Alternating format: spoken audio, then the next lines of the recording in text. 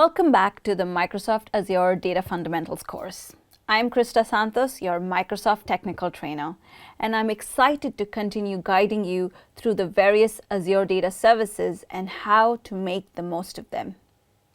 We're going to dive into an exciting area that plays a critical role in today's fast-paced data landscape. In this session, we'll explore real-time analytics and streaming data, an essential area for organizations looking to act quickly on data and stay ahead of the trends. Let's jump right in. In this session, we'll be exploring real-time analytics and streaming data, an essential area for organizations looking to act quickly on data and stay ahead of the trends. Let's jump right in. If you remember from our last session, we dove into the world of data processing and how it transforms raw data into valuable insights. What we covered was batch processing, where data is collected and processed in chunks. It's like gathering all your ingredients for a recipe and preparing the meal later, once you've got everything together. It's efficient for large volumes, but there's a bit of waiting involved. But now let's crank up the pace a little bit. Today we're shifting gears to real-time streaming data. This is where data doesn't sit around waiting. It gets processed the moment it arrives. Like you're a barista preparing each cup of coffee as soon as the order is placed. No waiting for the next batch, just fast, on-the-fly processing. Let's take a look at this parking lot example. With batch processing, you'd wait for all the cars to park in the lot before counting them. But with stream processing, you're standing at the roadside counting each car as it enters in real time. This approach is vital when you need to react instantly to changes or trends, like monitoring traffic flow for parking space demands. Real-time streaming data can power real-time dashboards, visual displays that update instantly as new data flows in. These dashboards give businesses the ability to make decisions based on current data, not old reports. Whether it's monitoring stock prices, tracking website traffic, or keeping an eye on sensor data from IoT devices, real-time dashboards provide a live snapshot of what's happening right now, enabling you to make the right decision at the right time. Real-time processing shines in industries that need immediate action. Think fraud detection in financial transactions or live updates in stock markets. And while batch processing works behind the scenes for historical analysis, streaming data is right there on the edge, giving you insights as events unfold. In fact, many modern analytics solutions combine both batch and stream processing. They capture real-time data to give you instant insights and continuously process it for things like filtering, aggregating, trends over time. At the same time, this processed data is stored for deeper, long-term analysis, allowing you to get the best of both worlds. So buckle up, because today we're going to explore how real-time analytics and streaming data keep the pulse of your data constantly ticking. Let's get started. In stream processing, the flow of data is continuous and dynamic. So it all starts with an event. An event generates some data. This could be anything from a financial transaction, a sensor reading from an IoT device, or even a user interaction on a website. Once that event generates data, the next step is critical. The generated data is captured in a streaming source for processing. This is where technologies like Azure Event Hubs or Apache Kafka come into play, capturing those events in real time right as they happen. The streaming source is where we collect all incoming data. Think of it as a starting line for our processing pipeline. Then comes the heart of stream processing. The event data is processed in real time. This means that as soon as the data arrives, it's processed immediately with no delays or batching. Unlike batch processing, where data is gathered and processed later, stream processing happens as the data flows in. Real-time processing is all about speed, taking action the moment something occurs. Whether you're using Azure Stream Analytics, Spark Structured Streaming, or another platform, the processing engine can filter, aggregate, or transform data on the fly. Remember the barista preparing each coffee order as soon as it's placed, rather than waiting for a batch of orders to pile up? What's key here is that the data gets processed exactly once. No matter how many events are flowing in, each piece of data is handled one time, preventing duplicates or reprocessing. Technologies like Azure Event Hubs ensure that every event follows a strict path through the system, so it's processed once before being passed along. The beauty of this approach is that it allows for instant insights and reactions. For example, you could detect a security breach the moment it happens, or update a real-time dashboard with the latest stock market prices. No waiting for the next batch, just live, continuous processing of data as it arrives. Finally, we do need to do something with that processed data. The results of stream processing operations are written to an output or sink. This is where we decide how to handle the results, whether we're storing them in a SQL database, queuing them up in Azure Event Hubs for further action, or displaying them visually in a live Power BI dashboard. So in summary, the first step is an event generates some data. Step number 2, the data is captured in a streaming source for processing. Step number 3, the data is processed exactly once in real time. Step number 4, the processed data is sent to an output or sink. These 4 steps happen continuously and in real time, allowing us to react to events as they occur. Now that we've got the basics down, let's move on to the tools required to implement real-time analytics in real-world use cases. All right, let's circle back to Microsoft Fabric for a moment. We've already talked about how it can quickly ingest and store data. But now I want to show you how you can use Fabric to unlock new insights from that data in real time. Here's where it gets exciting. Fabric uses Event Stream to capture real-time data from streaming sources, and once that data is captured, it can flow into different destinations. Think of it as landing in a lakehouse table or even a KQL database. When you choose to store event stream data in a lakehouse table, it opens up a world of possibilities. You get the flexibility to apply aggregations, run filters, transform raw data into meaningful summaries that align perfectly with your analytical goals. It's like taking raw ingredients and turning them into a gourmet dish that's tailored to your taste. Then there's the KQL database. This is where things get really powerful. With KQL queries, you can perform real-time analytics on your data directly from those tables. The insights?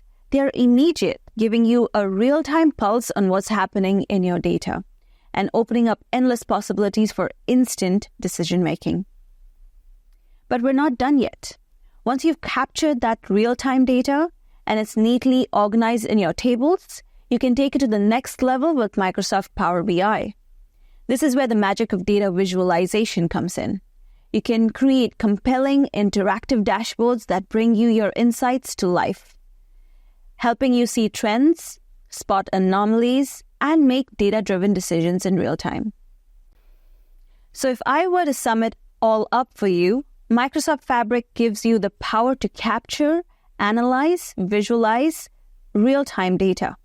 It's a complete end-to-end platform for turning raw data into actionable insights fast. Let's wrap up this session by talking about one of the most powerful features of Apache Spark, Spark Structured Streaming, its use of data frames and unbounded data frames.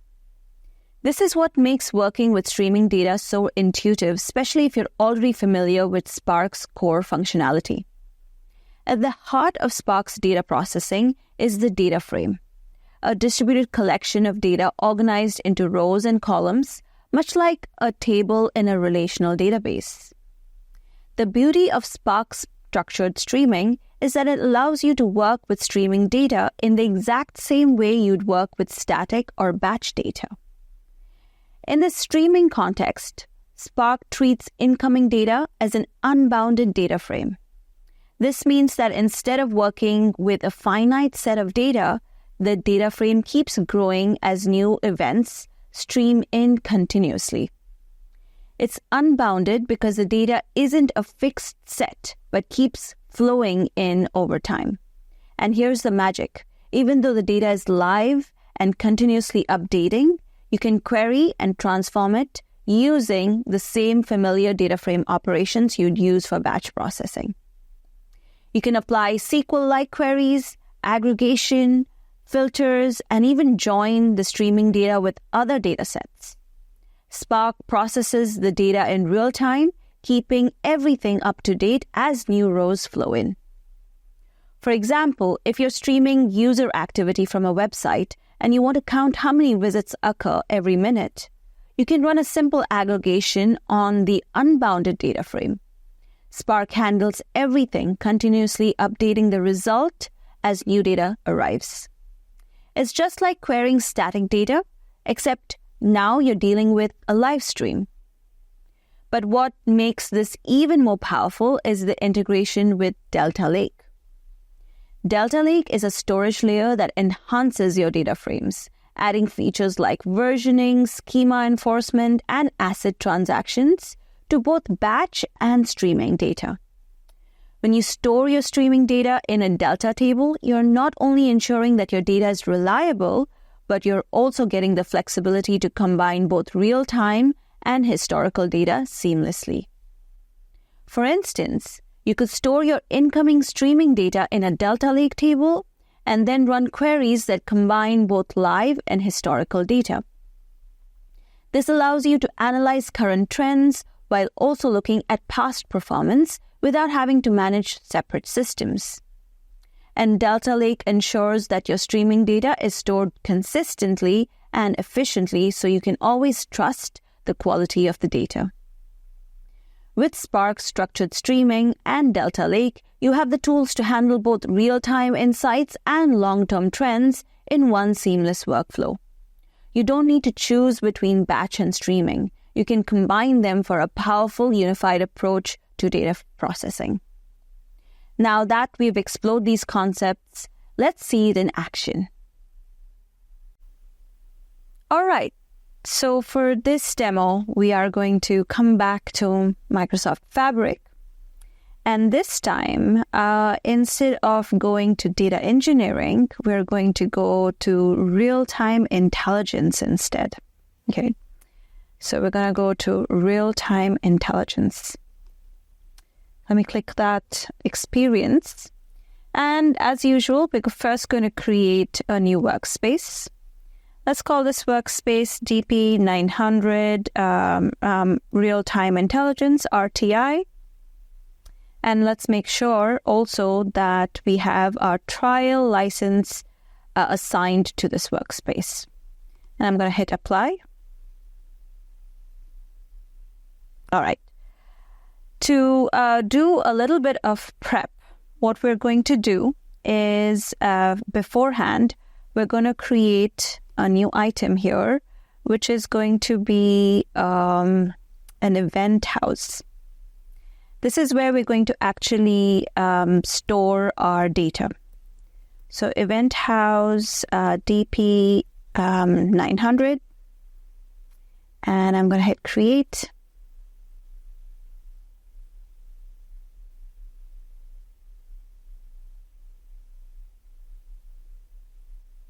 All right.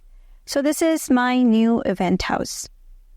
I don't have any data in here, but this is where I have my KQL databases, and this is where I'm going to eventually put my real-time data.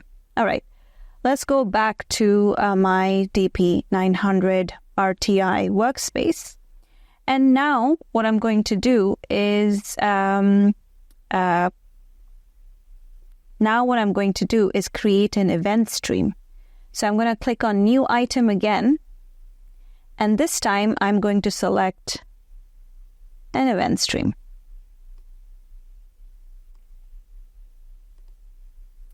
Let's call this event stream DP-900 and hit create.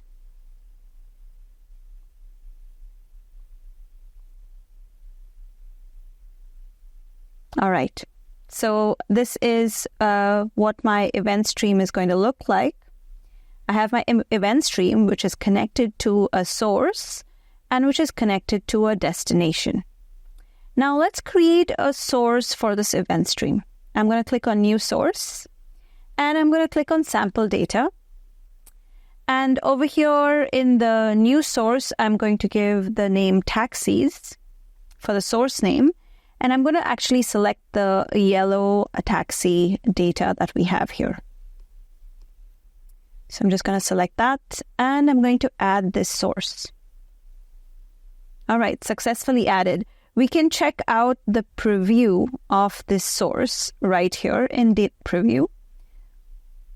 So it'll give us a preview of the data that is being added right now.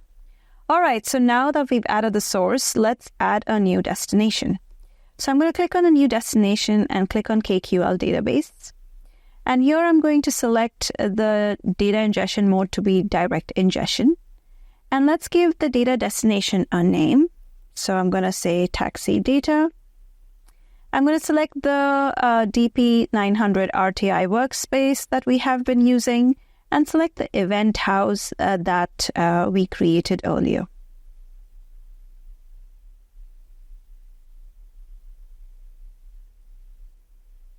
All right, and now we have to actually create or select the destination table. As you can see in my event house, I don't have any destination tables yet.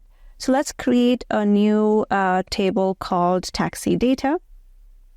And let's click next. All right, there you go. You can see it was able to find 37 events. So let's go and click finish.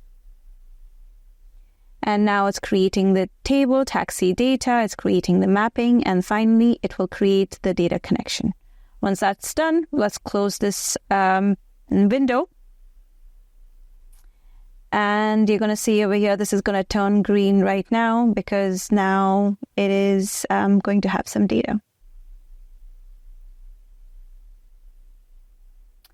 So now let's go to the event house itself and refresh my event house. There you go. This has to load a little bit more.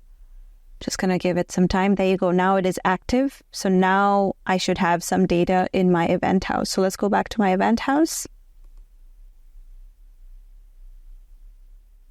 And let's go into my KQL database. And you can see over here, I have my taxi data table right here. So let's query this table. I'm just going to click on these three dots and query table. And let's see the records ingested in the last 24 hours. Okay. So you can see over here the result of this KQL query. And you can see all the data that has been ingested for the past 24 hours. Now I'm going to make a little change to this KQL query, and I'm going to remove this second part, the where clause, and I'm going to add a summarize clause. So let's see how to do that. Just going to delete all of this, and I'm going to add summarize, pickup count. I'm going to create a new variable here, pickup count, and is equal to count by bin and to date time, the column tpep pickup date time. And I'm going to do that I'm going to bin it for every 1 hour. Okay, so I'm going to count in every 1 hour time frame how many pickups have been happening. So let's run this. And you can see over here, we have the count of pickups in every hour. Okay. So this is a very easy way to query your real-time data or real-time streaming data, which is available in your KQL database, which we have added here through an event stream, right? How cool is that? And this is the end of our demo, all right? So I'll see you back in the presentation. So let's quickly recap what we've covered today. We started by exploring the difference between batch and stream processing, highlighting how each method handles data differently. Then we moved on to how Microsoft Fabric and Spark structured streaming enables real-time data processing and storage, providing powerful solutions for handling streaming data efficiently. This concludes our session. There are many ways to continue your learning journey. We encourage you to watch other videos in this course or search out your next favorite topic on Microsoft Learn at aka.ms/learn.